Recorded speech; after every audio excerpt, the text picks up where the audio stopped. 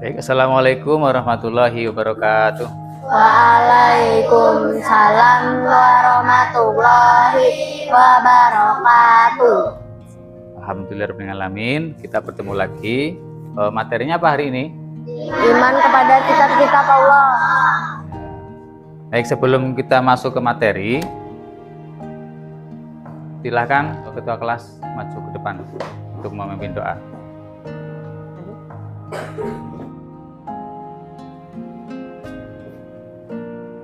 Mari kawan-kawan, sebelum kita belajar, mari kita berdoa terlebih dahulu. Berdoa mulai.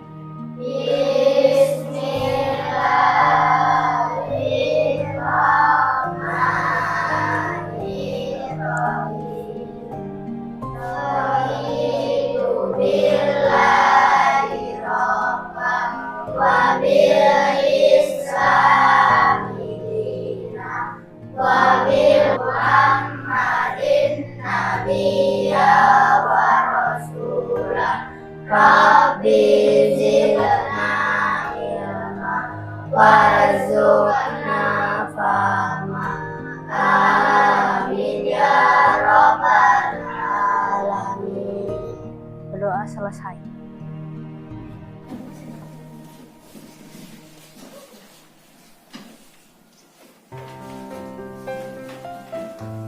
Ada yang nggak berangkat hari ini? Berangkat semua? Ya, alhamdulillahirrahmanirrahim. Tadi pagi sholat subuh nggak? Salat. Sudah sarapan belum? Sudah. Tolong mejanya dirapikan, kalau ada sampah di bawah diambil terus dibuang ke kotak sampah. Nah, tolong apaan bajunya dimasukkan.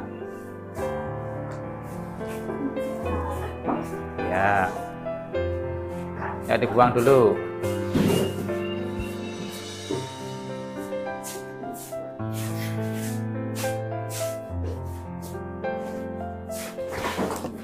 Baik, di sini ada materi tentang iman kepada kitab Allah. Kelihatan nggak dari belakang? Kelihatan. Kelihatan ya. Oke, sekarang Pak Guru mau tanya, iman kepada kitab-kitab Allah itu rukun iman yang keberapa? Ketiga. Rukun iman ada berapa? Berarti rukun iman yang ketiga yaitu Iman kepada kitab-kitab Allah. Oke, kayaknya ilmu banget. Kita sebelum masuk ke materi lebih banyak, kita ice breaking dahulu. Oke? Siap? Siap. Coba tepuk semangat.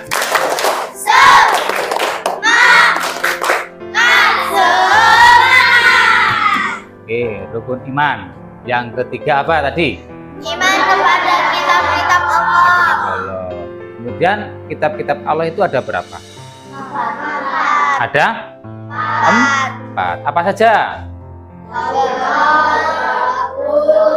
Injil, Al-Quran. Yang pertama, setelah mengikuti pembelajaran, peserta didik diharapkan dapat menjelaskan pengertian iman kepada kitab-kitab Allah dengan benar. Kemudian menyebutkan 4 kitab Allah SWT, Al-Quran, Taurat, Zabur, dan Injil, dan Nabi yang menerimanya. Kemudian apa yang ketiga? Menunjukkan sikap percaya dan yakin terhadap kitab-kitab Allah dalam tindakan sehari-hari. Yang keempat, membaca dan memahami salah satu ayat Al-Quran terkait iman kepada kitab-kitab Allah.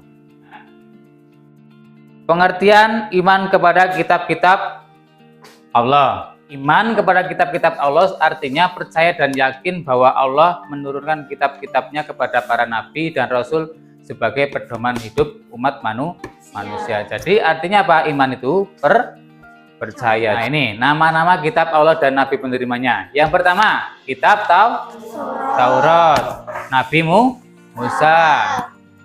Terus kitab Zabur. Nama nabi penerimanya siapa? Daud. Yang ketiga, Injil. nabi penerima Isa. Kemudian Al-Quran. Siapa nama nabi penerimanya? Nabi Muhammad SAW. Coba siapa yang sudah hafal, angkat tangan. Saya, Pak.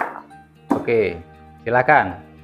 Kitab Taurat Nabi Musa, kitab Zabur Nabi Daud, kitab Injil Nabi Isa, kitab Al-Quran Nabi Muhammad SAW. Baik, ada yang lain? Silakan angkat tangan. Saya, Pak. Oke, silakan. Afan. Kitab Taurat diturunkan kepada Nabi Musa. Kitab Zabur diturunkan kepada Nabi Daud. Kitab Injil diturunkan kepada Nabi Isa. Al-Quran diturunkan kepada Nabi Muhammad. Oke, tepuk tangan semua. Tepuk tangan. Oke, selanjutnya yaitu kitab Taurat. Mengimani kitab Taurat artinya membenarkan bahwa Taurat merupakan salah satu dari kitab-kitab Allah. Diturunkan kepada siapa? Nabi Musa alaihi salam. Kitab ini diturunkan untuk menjelaskan hukum-hukum syariat, akidah sahih yang diridhoi, dan memberi kabar gembira tentang akan datangnya seorang nabi dari keturunan Nabi Ismail. Kemudian selanjutnya yaitu kitab Zabur. Mengimani kitab Zabur artinya meyakini bahwa Zabur merupakan salah satu di antara kitab-kitab Allah. Diturunkan kepada Nabi Daud alaihissalam. Kitab ini memuat kalimat-kalimat doa, zikir, nasihat, dan hikmah. Hanya saja isi kitab Zabur ini di dalamnya tidak terdapat hukum-hukum syariat. Karena apa? Karena diperintahkan mengikuti syariat Nabi Musa. Selanjutnya kitab Injil. Mengimani kitab Injil artinya meyakini bahwa Injil juga merupakan salah satu dari kitab-kitab Allah SWT. Diturunkan kepada Nabi Isa alaihissalam. Kitab ini untuk menjelaskan kenyataan-kenyataan atau kebenaran, mengajak orang-orang mengesahkan Sang Pencipta, mengganti sebagian hukum-hukum cabangan dari kitab Taurat untuk menyesuaikan tuntutan keadaan dan memberi kabar gembira akan lahirnya Nabi penutup. Siapa Nabi penutup? Nabi Muhammad. Nabi Muhammad sallallahu alaihi wasallam. Kemudian yang terakhir kitab Al-Quran. Mengimani kitab Al-Quran yaitu meyakini bahwa Al-Quran adalah kitab Allah yang paling mulia. Allah menurunkan kitab Al-Quran ini kepada Nabi termulia di antara nabi-nabi lainnya. Inilah kitab ilahiyah yang terakhir diturunkan. Ia memansuh atau menghapus semua kitab-kitab sebelumnya. Jadi kitab-kitab sebelumnya kayak kitab Taurat, Zabur, Injil itu disempurnakan. Maksudnya hukum yang terkandung di dalamnya itu abadi sampai hari kiamat serta tidak mungkin mengalami perubahan. Al-Quran ini menjadi tanda terbesar kenabian Nabi Muhammad SAW karena merupakan mukjizat yang paling agung, yang paling besar. Oke, coba ini ada salah satu ayat, silakan dibaca. Coba yang bisa. Saya, Pak. Oke, silakan berdua ya. Yuk, coba Bismillah. Bismillahirrahmanirrahim. Dzalikal kitabu la raiba fihi hudal lil muttaqin.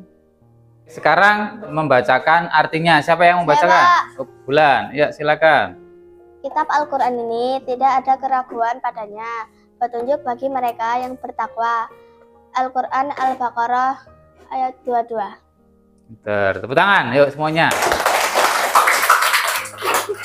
Oke, baik, selanjutnya hikmah dan fungsi kitab-kitab Allah dalam kehidupan umat manusia. Jadi hikmah dan fungsi kitab-kitab Allah dalam kehidupan manusia itu apa saja? Pertama, sebagai petunjuk hidup. Yang kedua, meningkatkan keimanan. Yang ketiga, menjaga keharmonisan antar umat beragama. Yang keempat, memperbaiki akhlak dan perilaku. Baik anak-anak, ini ada soal tentang iman kepada kitab-kitab Allah. Yang pertama, apa yang dimaksud dengan iman kepada kitab-kitab Allah? A. Meyakini bahwa kitab hanya diturunkan kepada Nabi Muhammad. B. Meyakini bahwa kitab adalah karya para nabi dan rasul. C. Meyakini bahwa Allah menurunkan kitab-kitabnya kepada para rasulnya. D. Meyakini hanya satu kitab suci saja yang benar. Apa jawabannya? C. Coba kita lihat. Ya, betul. Tepuk tangan. Kita semua. Kuis yang kedua. Kitab Taurat diturunkan kepada Nabi A, B, C, D. Apa? B. Apa isinya B? Musa. Tepuk tangan. Nah, di lingkungan kita ada banyak kepercayaan dengan kitab sucinya.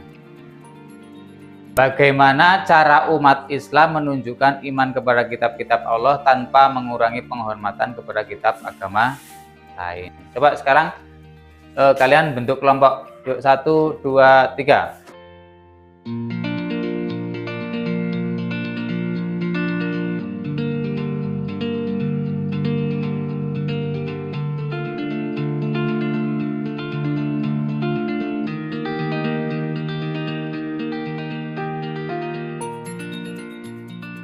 Sudah? Kelompok 1 angkat tangan. Kelompok 2, 3, 4. Baik, di sini ada identifikasi masalahnya ada 4 ya. Silakan kalian kerjakan dengan cara berdiskusi. Siap tidak? Siap. Oke, silakan kerjakan.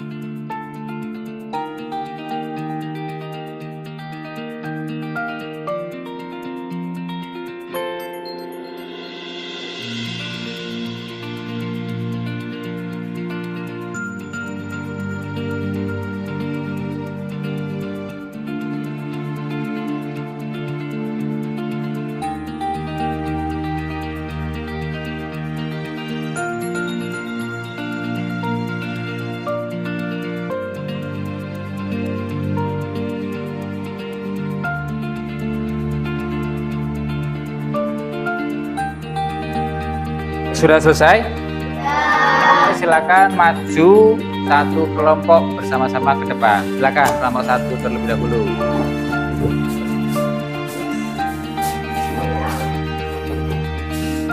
Assalamualaikum warahmatullahi wabarakatuh. Menurut kelompok 1 yang kami diskusikan, kami belajar bahwa kitab-kitab Allah adalah kitab suci yang diturunkan kepada para nabi. Ada Taurat, Zabur, Injil, dan Al-Quran. Sebagai umat Islam, kita harus beriman kepada semua kitab tersebut.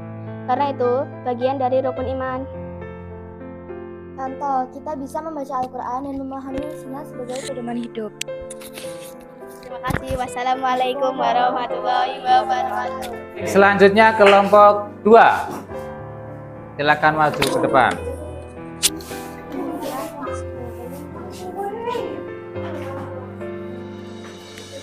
Assalamualaikum warahmatullahi wabarakatuh. Waalaikumsalam warahmatullahi wabarakatuh. Bagaimana cara menunjukkan iman kepada kitab-kitab Allah? Jawaban. Cara menunjukkan iman adalah dengan membaca, memahami, dan mengamalkan isi Al-Quran. Kita juga percaya bahwa kitab-kitab sebelumnya berasal dari Allah, meskipun mungkin sudah berubah isinya sekarang. Contoh, kita bisa membaca Al-Quran setiap hari, menghafal ayat, dan mendengarkan cerita tentang nabi-nabi yang menerima kitab-kitab tersebut. Oke, tepuk tangan. Assalamualaikum warahmatullahi wabarakatuh.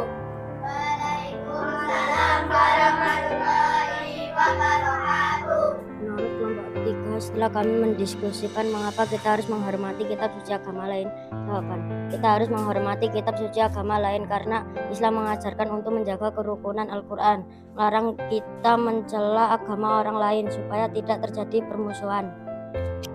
Contoh, saat teman dari agama lain bercerita tentang kitab sucinya, kita mendengarkan dengan baik dan tidak mengejeknya. Assalamualaikum warahmatullahi wabarakatuh. Waalaikumsalam warahmatullahi wabarakatuh. Menurut kelompok 4 yang telah kami diskusikan, bagaimana cara bersikap kepada orang dengan kepercayaan lain? Jawaban, kita harus bersikap ramah dan sopan kepada teman-teman yang berbeda agama. Kita tidak boleh menghina kitab suci mereka atau membandingkan dengan cara yang kasar. Contoh, jika teman yang membaca kitab sucinya, kita tidak mengganggu. Sebaliknya, kita tetap berteman baik dengan mereka. Terima kasih. Wassalamualaikum warahmatullahi wabarakatuh. Waalaikumsalam warahmatullahi wabarakatuh. Ayo, kasih tangan.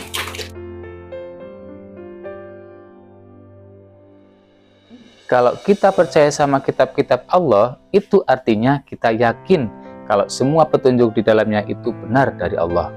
Tugas kita sekarang adalah rajin baca Al-Quran, pelajari isinya, dan coba praktekin dalam kehidupan sehari-hari. Biar kita nggak cuma jadi anak yang baik, tapi juga anak yang selalu ada di jalan yang benar. Alhamdulillah, pelajaran hari ini telah selesai. Mari kita berdoa terlebih dahulu sebelum kita pulang.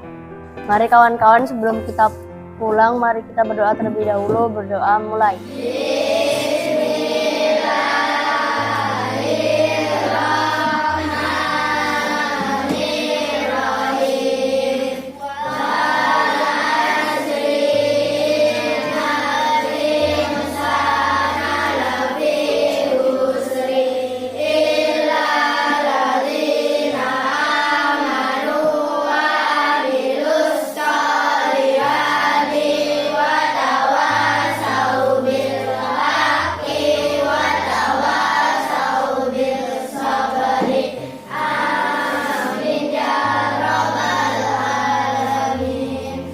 Akhiri, wallahu muwaffiq ila aqwamit thoriq. Assalamualaikum warahmatullahi wabarakatuh.